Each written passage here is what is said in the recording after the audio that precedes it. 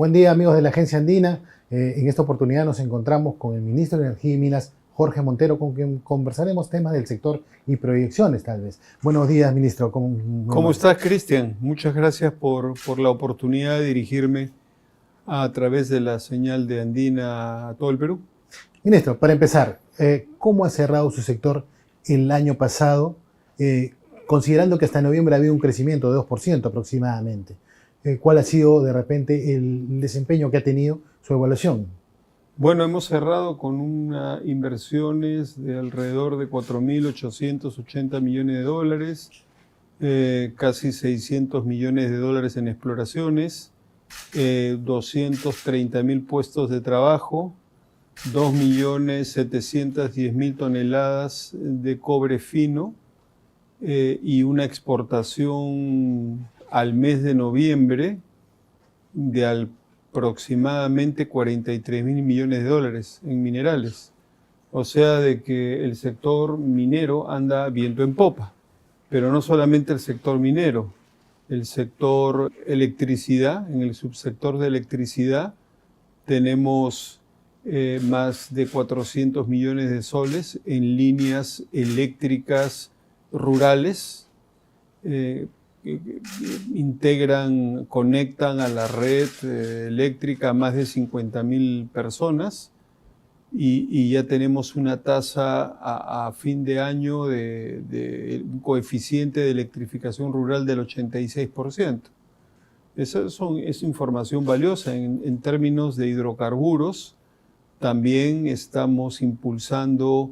Hemos tenido una producción regular y estable de gas natural. Tenemos el lote petrolero 95 en la selva peruana produciendo 20.000 barriles diarios o un poco más. Pero en general el sector está avanzando y dando resultados, trayendo inversiones, generando empleo, divisas y creciendo. En cuanto a la minería, ¿hay una proyección de repente para poder superar esos 4.800 millones de dólares para este año? Sí, estamos promoviendo para el año 2025 y 2026, hasta el 28 de julio del 2026, tenemos el propósito de impulsar unos 13 proyectos mineros por un monto de unos 10.000 millones de dólares en inversiones. Impulsar significa ayudar a estos proyectos con una tramitología simplificada, también ayudarlos en los temas sociales, la consulta previa en caso que sea necesaria. Sí, estamos en coordinación con las empresas mineras que están a cargo de estos proyectos para que avancen. También facilitar las exploraciones. Estamos realizando un trabajo intenso en lo que es consulta previa. El año pasado, el año 2024, hemos sacado adelante más de 25 proyectos de consulta previa y estamos muy enfocados en eso. La producción de cobre va creciendo cada vez más, que Yabeco cada vez está entrando en una mayor producción, tal vez. La idea es cuánto de repente aumentar la producción cuprífera del Perú. Los proyectos, el Perú en este momento tiene una capacidad para producir alrededor de 2.8 millones de toneladas de cobre fino al año. Esta cifra podría mejorar en el transcurso de este año y del primer semestre del 2026, podría mejorar en un 10%. Podríamos llegar quizá a los 3 millones y algo más. Ahora, con el tema del RINFO, que es importante también, se ha empleado esta vigencia para que puedan inscribirse. La idea es que también se está elaborando un proyecto de ley. ¿Cómo va esa socialización, ese relacionamiento, las conversaciones de repente con los... Sí, el REINFO, hay una ley que se dio en diciembre, prorrogando el REINFO por 6 meses por ley y otros 6 meses si es que el Ejecutivo lo solicita. Estamos en este momento orientados a trabajar coordinadamente con la Comisión de Energía y Minas del Congreso y con los principales gremios de la pequeña minería una ley que o derogue la ley vigente del año 2002 o la modifique, de tal manera de que podamos tener en no más de 6 meses una nueva ley de la pequeña minería y minería artesanal que facilite su formalización, incentive su formalización y los integre a los circuitos formales del dinero minero, que paga impuestos, que cumple con las normativas ambientales, que cumple con las normativas laborales, que cumple con las normativas de seguridad ocupacional. Eso es, tenemos que, insisto, tenemos que buscar la manera de incentivar la formalización. Una de esas ideas que usted planteó es un fondo minero también. El fondo minero es una idea interesante, no solamente interesante, sino es importante.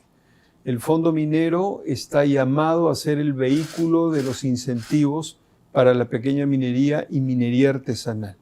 Un fondo minero que sea capaz de organizar coordinadamente con el sector privado líneas preferentes de crédito para los pequeños mineros inscritos en el fondo, líneas de comercialización hacia mercados justos, hacia mercados limpios, transparentes, con trazabilidad para que mejoren sus precios de venta,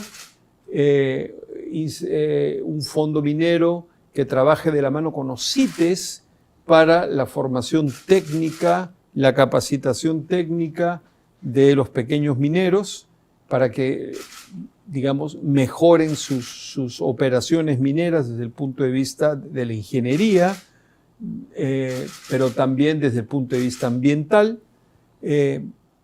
articulaciones con el Ministerio de Economía y Finanzas, con SUNAT, para también puedan ellos tener ciertos beneficios tributarios y fiscales en la medida en que van cumpliendo sus etapas de formalización. Ahora, yendo a proyectos específicos, ¿qué es de Tía María? ¿Tía María está avanzando en su ejecución? ¿Cómo Tía María está avanzando porque, digamos, tuvo la habilidad como empresa de darse cuenta de que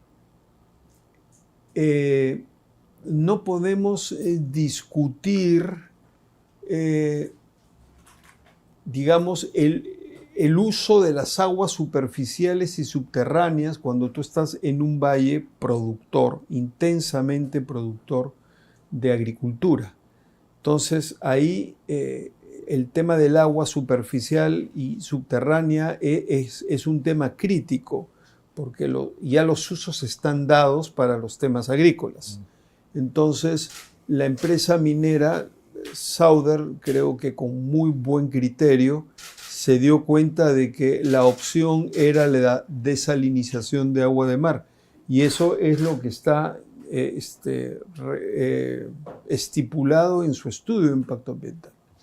Entonces, eso es fundamental, porque la discusión de si el agua es para esta actividad o es para la otra actividad, y nos confrontamos y nos enfrentamos porque mucha agua para ti, poca para mí, o al revés, ya dejó de ser un problema. El agua para el proyecto minero proviene de fuentes marinas con un tratamiento adecuado, una desalinización adecuada, y esa discusión ya desapareció. ¿Qué otros proyectos mineros se vienen de repente este año? Bueno, tenemos el proyecto de Yanacocha Sulfuros en Cajamarca, Michiquillay en Cajamarca, tenemos la ampliación o la reposición Antamina, tenemos ampliaciones en Toromocho, Chinalco, tenemos también un proyecto de ampliación en Cerro Verde, tenemos el Zafranal, que también viene madurando rápidamente, y estoy hablando de cobre, Chancas, Los Calatos, en fin, hay una serie de proyectos importantes de la minería del cobre que están avanzando, pero no solamente el cobre, plata también está avanzando, hay algunas propuestas de minas de plata. El oro, por supuesto, también tiene sus propuestas muy interesantes, pero digamos, el oro pasa por la pequeña minería y minería artesanal. Ahí tenemos 10.000 millones de dólares en recursos que tenemos que integrar, rescatar, recuperar para la formalidad. Y la energía renovable que está no convencional, de repente, ¿no? Es Sí. tipo de la fotovoltaica, ¿no? Las eólicas que se van a desarrollar y que con la nueva legislación van a tener un impulso, ¿verdad? Así es, tienes razón, Cristian. La ley acaba de promulgarse, hay que reglamentarlo ahora y lo antes posible. La ley 28832, que pone en el mercado en igualdad de condiciones a todas las renovables. Fotovoltaica, eólica, geotérmica, hidroeléctrica, las pone en el mercado, repito, en igualdad de condiciones para que sean tecnologías oferentes en el mercado y sus costos marginales definirán su comercialización, el orden de prioridad en su comercialización.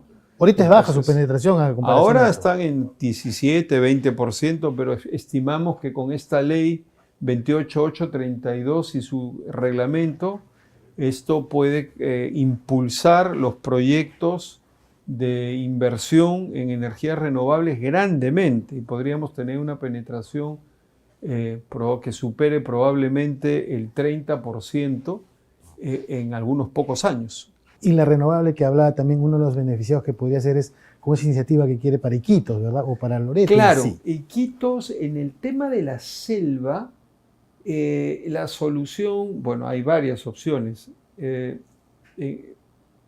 Digamos, la que nos interesa más son los sistemas aislados de energía solar.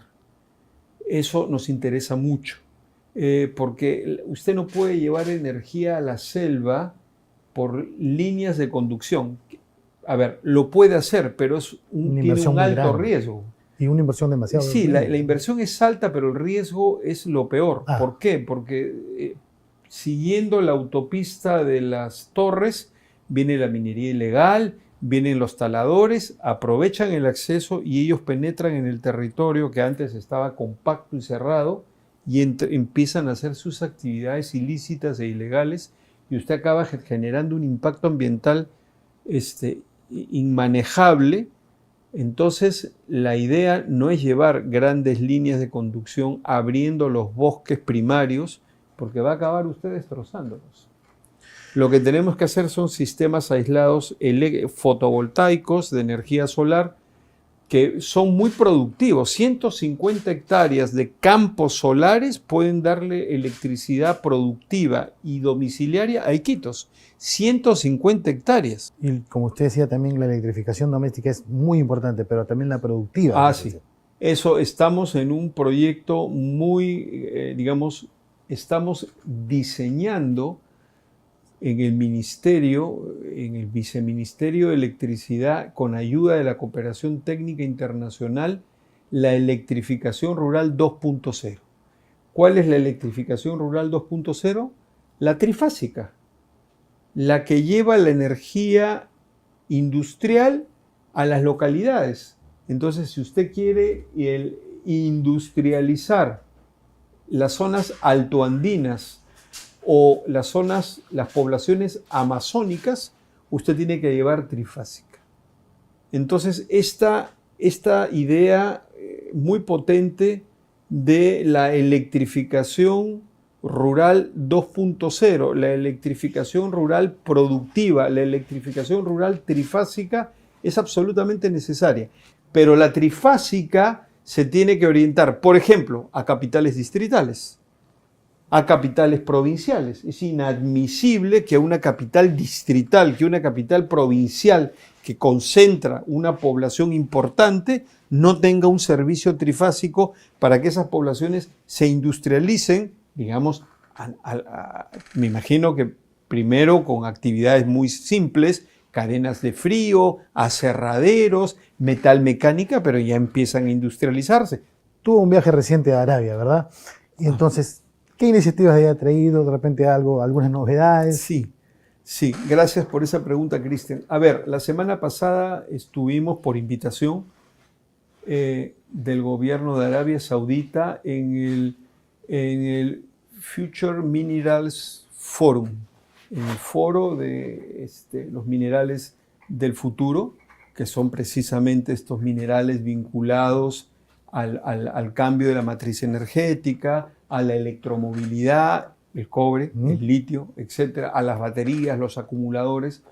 Un foro internacional muy interesante. Las reuniones fueron directamente con los que toman decisiones,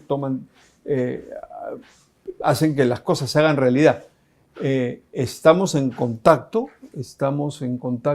con ellos y estamos avanzando en los primeros diálogos técnicos para explorar cosas concretas. Cosas concretas como qué.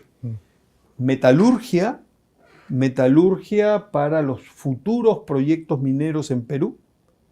Exploración y explotación eventualmente de yacimientos de minerales estratégicos como el cobre, el litio y algunos también conglomerados, yacimientos donde haya presencia importante de minerales estratégicos, lantánidos. También siguiendo el buen ejemplo de Tía María, también hemos discutido con los saudíes y con los cataríes que no tienen ríos y que son expertos en desalinización de agua de mar. También hemos discutido en traer esos servicios, esas tecnologías a mejores costos y más eficientes para nuestros proyectos mineros del futuro, ¿no? No para todos, pero sí quizá para los principales. También hemos discutido el tema de la petroquímica. El Perú necesita una petroquímica en el sur, que es donde se encuentran los yacimientos de Camisea y los otros yacimientos que están en un cinturón, digamos, que está en el sur del Perú, un cinturón gasífero. Estamos discutiendo también la posibilidad de desarrollar una petroquímica en Perú que permita la producción de fertilizantes, entre otros derivados de la petroquímica, y también, por supuesto, la exploración de gas. Pero nada, esta ventana de oportunidad se ha abierto generosa, potente, en este foro de minerales del futuro en Riad. Creo que ha sido un éxito. Un tema importante también es ahí la ampliación que quieren hacer del ducto de gas, ¿verdad?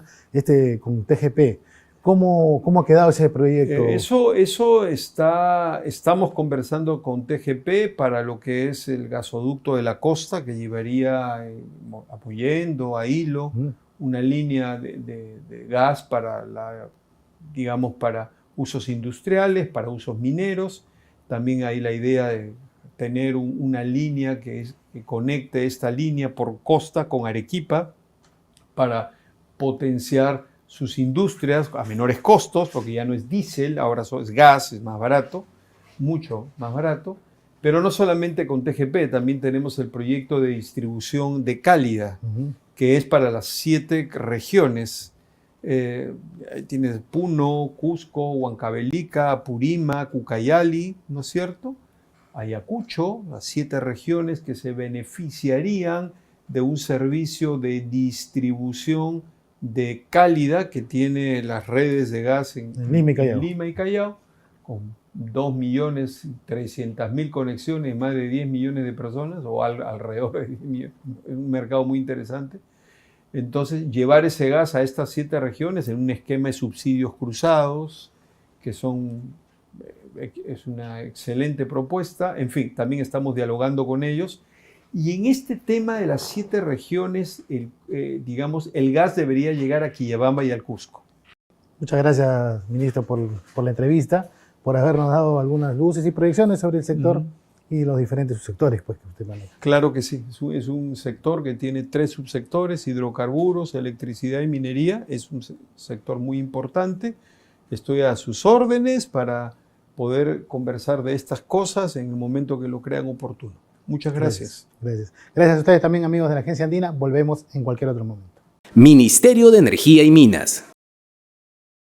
Ponle punche y ganamos todos, Perú. Gobierno del Perú.